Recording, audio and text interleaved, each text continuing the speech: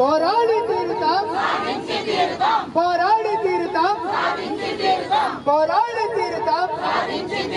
సమగ్ర శిక్ష ఉద్యోగుల ఐక్యత, సమగ్ర శిక్ష ఉద్యోగుల ఐక్యత. Sanchar policy, Sanchar policy.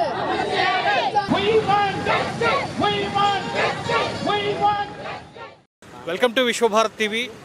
ఏళ్ల తరబడి ప్రభుత్వంలో అవుట్సోర్సింగ్ కాంట్రాక్ట్ ఉద్యోగులుగా కొనసాగుతున్న మేము తీవ్ర శ్రమ దోపిడీకి గురవుతున్నామంటూ చెప్తూ సమగ్ర శిక్ష ఉద్యోగులు రాష్ట్ర వ్యాప్తంగా ఆందోళనలు కొనసాగిస్తున్నారు. ఈ నేపథ్యంలో విశాఖలోని గాంధీ చౌక్ వద్ద ఇక్కడైతే ఉన్నారు. వాళ్ళతో మాట్లాడదాం. అసలు ఏం జరుగుతుందండి? ఏళ్ల తరబడి మేము పనిచేస్తున్నా సరే ప్రభుత్వం పట్టించుకోవట్లేదని చెప్పి ఆరోపణలు చేస్తున్నారు. ఏం జరుగుతుంది అసలు? మరి సమగ్ర శిక్షలో మేము 15 నుంచి 18 సంవత్సరాల వరకు మధ్యలో జాయిన్ అయినటువంటి ఎంప్లాయీస్ ఉన్నాం సార్. సమగ్ర శిక్షలో మరి 18 విభాగాలు ఉన్నాయి.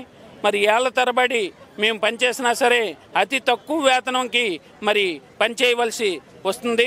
సమగ్ర శిక్షలో మరి విద్యాశాఖలో జరిగినటువంటి అమలవుతున్నటువంటి పథకాలన్నిటి కూడా మా మీద డిపెండ్ అయి ఉన్నాయి సార్. మేము గ్రౌండ్ స్థాయిలోకి ఆ పథకాలన్నీ చేర్చాలన్నా మరి మా 18 విభాగాలు కష్టపడితేనే అవి స్కూల్ లెవెల్లోకి ఇంప్లిమెంటేషన్ అనేది జరుగుతుంది సార్.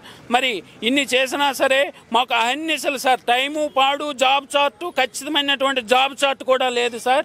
ఏ సమయంలో రమ్మంటే అధికారులు ఆ సమయంలోని మేము వెళ్ళవలసిందే. అది 5 గంటల 6 గంటల 7 గంటల అని అనవసరం. మా డిపిఓ స్టాఫ్లోనైతే 7, 8, 9 గంటలకు కూడా పనిచేసినటువంటి మిత్రులు ఉన్నారు సార్. ఆ ఒత్తిడి అలాగుంటుంది. మరి ఆ పథకాలు ఇంతగా ఇంప్లిమెంటేషన్ మేము చేసినా మరి మా బతుకులు మాత్రం మా జీతాలు మాత్రం 6-7 సంవత్సరాల నుంచి పెరగలేదు సార్. కనీసం 7 సంవత్సరాలు అవుతుంది నేటికి పైసా కూడా ఒక్కరికి కూడా జీతం పెరగలేదు. గత ప్రభుత్వం నిర్లక్ష్యం చేసింది, ఆ ప్రభుత్వం పోయింది. మరి ఈ ప్రభుత్వం కూటమి ప్రభుత్వం వచ్చింది. మరి కూటమి ప్రభుత్వం కేంద్ర ప్రభుత్వంతో లింకప్ ఉంది. మా బడ్జెట్ కూడా కేంద్ర ప్రభుత్వంతో లింకప్ అయి ఉంది. 60-40 రేషియోలో మా జీతాలు అనేవి ఇస్తారు. కాబట్టి ఈరోజు కూటమి ప్రభుత్వం కేంద్ర ప్రభుత్వంతో కలిసి ఉంది కాబట్టి మా వేతనాలని ఖచ్చితంగా రేపు పిఏబిలో బడ్జెట్లో మా వేతనాలు పెంచి పెట్టి కేంద్ర ప్రభుత్వంతో అప్రూవల్ చేయించి మా వేతనాలు ఖచ్చితంగా మరి పెంచేలా చేయాలని మరి మీ మీడియా ద్వారా మేము కోరుకుంటున్నాం సార్. మీరు ఎన్నాళ్ళ నుంచి ఏ విభాగంలో పనిచేస్తున్నారో అసలు ఏంటి సమస్య? సార్ నేను అకౌంటెంట్గా సర్వశిక్ష అభియాన్లో 15 ఏళ్ళ నుంచి పనిచేస్తున్నాను సార్. ఇది అయితే మనకి 15 ఏళ్ళ నుంచి కూడా మాకు సరైనటువంటి ఒక జీతం కానీ ఒక బచ్చింగ్ కానీ ఒక పిఎఫ్ ఏసీ సౌకర్యం కానీ లేకపోతే ఇతరతర బెనిఫిట్స్ కానీ ఏమీ లేవు సార్. ఏమీ లేకుండా దీంట్లో చాలీ జీతాలతో బతుకుతున్నామండి.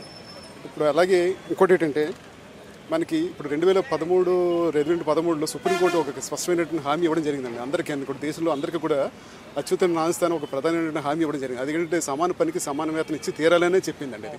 కానీ ఈ రోజు కూడా ఆ రోజు ఏంటంటే ఒక ఎంప్లాయీగా 26,000 మినిమంగా ఉండాలి. దీంట్లో వచ్చిన వాడికి 26,000 ఉండాలని క్లియర్గా చెప్పిందండి. కానీ ఈ రోజు కూడా అదే 26,000కి మేము రీచ్ అవ్వలేకపోయాం సార్. అంటే ప్రజెంట్ 23,500 సార్. అది ఎంతవరకు మేము బతకగలం సార్? అది చిన్న వాళ్ళు కూడా ప్రైవేట్గా పనిచేసే వాళ్ళు కూడా ఈరోజు 30 లక్షల జీతాలు సంపాదిస్తుంటే గవర్నమెంట్ ఆర్గనైజేషన్లో పనిచేసిన మాకు కనీసం పిఎఫ్ ఏసీ సౌకర్యం లేదండి. ఇదే గవర్నమెంట్ ప్రైవేట్ ఆర్గనైజేషన్లో పనిచేసిన 20 మందికి దాటితే కనుక వాళ్ళకి చట్టం ఉందండి. 20 మంది దాటితే కనుక వాళ్ళకి పిఎఫ్ ఏసీ సౌకర్యం ఉండాలని అని చట్టం ఉందండి. కానీ ఇదే గవర్నమెంట్ ఆర్గనైజేషన్లో పనిచేస్తున్న మాకు అదే పిఎఫ్ ఏసీ సౌకర్యం లేకపోవడం ఎంతవరకు కరెక్ట్ అని చెప్పి మేము గవర్నమెంట్ని డిమాండ్ చేయడం జరుగుతుంది సార్. అది అలాగే గ్రాట్యుటీ లేదు మాకు. అలాగే శాలరీస్ అయితే ఇప్పటివరకు పెరగలేదు సార్. మాకు 23,500 నుంచి 2019లో పెరిగిందండి అంతే. 2019 నుంచి ఇప్పటికి 7 ఏళ్ళు అవుతుంది సార్. ఇది 6 ఏళ్ళు అవుతుంది రమారమి. 6 ఏళ్ళ నుంచి కూడా ఇప్పటివరకు ₹1 మాకు పెరగలేదండి. దయచేసి మేము ఏం చేస్తున్నామంటే మాకు ఈ పోరాట దీక్ష ద్వారా మీ గవర్నమెంట్కి తెలియజేసేది ఏంటంటే మాకు సమాన పనికి సమాన వేతనం ఇవ్వాలి, మాకు గౌరవప్రదమైన వేతనం ఇవ్వాలని చెప్పేసి మనస్ఫూర్తిగా కోరుకుంటున్నాం సార్. Thank you. సమగ్ర శిక్ష అభియాన్లో సమ్మె చేసిన తర్వాత ఇదే టెంట్ల దగ్గరికి ముఖ్యమంత్రి గారు తనయుడు తర్వాత ఏమో లోకల్ ఎమ్మెల్యేలు ఎంపీలు అందరూ వచ్చి అప్పటి ప్రభుత్వం చాలా నిరంకుశంగా వ్యవహరించింది, మేము అలా చెయ్యం, మేము మంచివాళ్ళం, మీ వేతనాలు పెంచుతాం, మాకు మద్దతు ఇవ్వండి అని అన్నారు. మద్దతు ఇచ్చాము, గెలిచిన తర్వాత 1.5 సంవత్సరం అవుతుంది. ఎన్నిసార్లు కాగితాలు తీసుకుంటారో లోకేష్ గారు మాకు అర్థం అవుతుంది. వెళ్ళగానే నవ్వుతారు, పలకరిస్తారు, కాగితాలు తీసుకుంటారు, వేతనాలు మాత్రం పెరగవు. ఒక్క డిఏ పర్మనెంట్ ఎంప్లాయీస్కి ఒక డిఏ ఇచ్చారు. తర్వాత ఏమో షెడ్యూల్డ్ పరిశ్రమల్లో ఉన్నోళ్ళకేమో అసలు డిఏ లేదు. మాకు వేతనాలు పెరగవు. మరి ధరలు పెరగట్లేదా?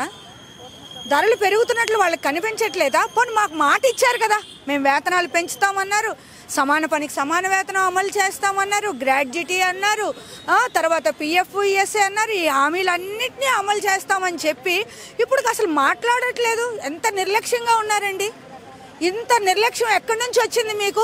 తెల్లారు లేస్తే చంద్రబాబు నాయుడు గారి నోటంటే ఒక్క ఎంప్లాయీ మాట వస్తుందా? కార్పొరేట్స్ కట్ చేశాను, ఆ పరిశ్రమలు వచ్చాయి, ఇన్ని లక్షల ఉపాధి కల్పిస్తున్నాను అని తెల్లారు లెగిస్తే మాట్లాడతారు. మరి మద్దతు ఇచ్చిన వాళ్ళ పరిస్థితి ఏంటి? మేమందరం పనిచేయట్లేదా? సమగ్ర శిక్ష అభియాన్లో మా కేడర్స్ ఏవి లేకపోతే అసలు ఆ డిపార్ట్మెంట్ నడదు, మొత్తం ఎడ్యుకేషన్ సిస్టమ్ నడదు. అంత కీలకమైన ఉన్న మేము మద్దతు ఇచ్చిన తర్వాత మా గురించి ఒక మాట మాట్లాడరు. ఇగో నేను వీళ్ళకి ఈ మాట ఇచ్చాను, ఈ మాటను అమలు చేస్తున్నాను అనరు. అచ్చంగా కార్పొరేట్స్, పెట్టుబడిదారులు, అదాని, డేటా సెంటర్లు, క్వాంటమ్ టెక్నాలజీలు ఇవే కనబడతాయా? సామాన్యంగా ఉండి ఈ ప్రభుత్వాన్ని ముందుకు తీసుకెళ్తున్న ఉద్యోగస్తులు కనిపించరా? ఇది చాలా అన్యాయం. చంద్రబాబు నాయుడు గారు ఏ మాట ఇచ్చారో, నారా లోకేష్ గారు ఏ మాట ఇచ్చారో ఆ మాటను అమలు చేయండి, మాకు ఇచ్చిన హామీలన్నీ అమలు చేయండి అని చెప్పి ఇంకా తప్పనిసరి పరిస్థితుల్లో ఈ పోరాట దీక్షకు వచ్చాము. ఇప్పటికైనా ప్రభుత్వం స్పందిస్తుందని ఆశిస్తున్నాము. స్పందించిన పక్షాన డిసెంబర్లో డైరెక్టరేట్ ముట్టడి ఉంటుంది. అప్పటికీ స్పందించకపోతే మళ్ళీ సమ్మెకి వెళ్తామని ఈ ప్రభుత్వాన్ని హెచ్చరిస్తున్నాం. సో ఇది పరిస్థితి. అంటే ఏళ్ల తరబడి తాము పనిచేస్తున్నామని సమగ్ర శిక్ష అభియాన్లో దాదాపు 18 విభాగాలు ఉంటాయి. ఈ విభాగాలకు సంబంధించిన ఉద్యోగులు వీరంతా కాంట్రాక్ట్ అవుట్సోర్సింగ్ ఉద్యోగులు. వీరంతా ఏళ్ల తరబడి పనిచేస్తున్నా సరే కనీస వేతనం కూడా అమలు చేయటం లేదని చెప్పి ఆవేదన వ్యక్తం చేస్తున్నారు. ఇదే ధోరణి కొనసాగితే ప్రభుత్వంపై తిరుగుబాటు తప్పదని డిసెంబర్లో తాము ఉద్యమాన్ని మరింత ఉధృతం చేసే దిశగా ముందుకు వెళ్తున్నామని చెప్పి చేస్తున్న పరిస్థితి. వీడియో జర్నలిస్ట్ రాఘవ్తో శ్రీనివాస్, విశ్వభారతి టీవీ, విశాఖ, గాంధీ చౌక్ నుంచి.